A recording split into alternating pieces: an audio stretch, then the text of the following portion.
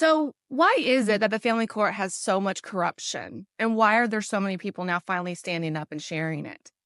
Because there's two factors in place here. We have the ADR, and I talked about in another video, but this is another one about it. The ADR is alternative dispute resolution. And also, the other thing that you probably haven't heard about was called the AFCC, and that stands for Association of Family and Conciliation Court, AFCC. And I want to talk about both of those. One thing I want you to realize, the ADR was put in place in the 80s, a tool for people not to have to go through the legal process of juries and all the money that can come with it. What they thought they were doing was making it an easier way for us to divorce. They thought it'd be a simpler way. But what happened is it created the judges and therapists and GALs to be able to make their own rules. So one judge can say, oh, yeah, you can't put this medical record in because the doctor's not here. But then the other judge will let it come in and they get to do whatever they want. And so what they realized once they all decided about this AFCC was they all came together, therapists, GALs, reunification therapists, judges, lawyers. They all came together and they have conferences every year. And they just had their conference last week. And what they do is they all come together and they figure out ways for us to spend more money. Hence why I know somebody that's been in reunification therapy for over 1,000 hours and they still haven't been able to have time with their children. And what they're creating is a Ponzi scheme. They're getting more and more money. What other lawyers make a lot of money? Usually the top lawyers that make a ton of money in civil cases or in law would be the ones that are doing healthcare or suing a big organization, corporate office, right? Or a medical field. They make pretty good money because thousands, millions of dollars come out of that and they get a percentage.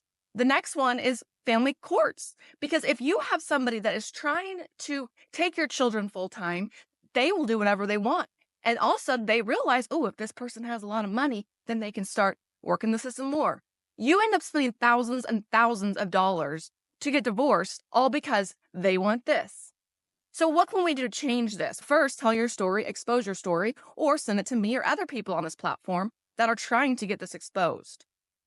Secondly, you can start standing up and saying, I'm not going to go through this. This is an administration order. So they are not big civil judges. That's why your constitution rights is taken away. Your civil rights are gone. If we all just stood up and said, nope, I want a real civil, if you have a problem where someone wants to really hurt you and take your children, you can say, I will not go to this hearing, which is administrative. If you look at any of the documents, there's not an official judge stamp. It's literally administrative office. Okay. It's called the administrative office. And what they do is they literally don't have to abide by any of the Constitution. And the administrative office was put with the ADR. Okay. So what you can do is, I am not going to do this. You can ask for a regular judicial hearing, which would be lawyers in there. And the judge just really acts as a person to facilitate making sure everybody is treated fairly. Don't even go in there. If you have uncontested divorce, you say, no, I want a judicial, you want to be where the juries are, where there's 12 people that can look at your case and see it.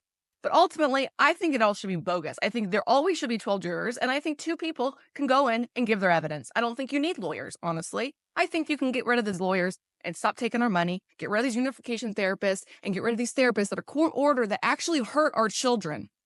I have a lot of evidence of that. So, those are my 2 cents. A little tip for you to know. Thank you. Have a great day. Again, we got to keep fighting this. Family court reform. Woo!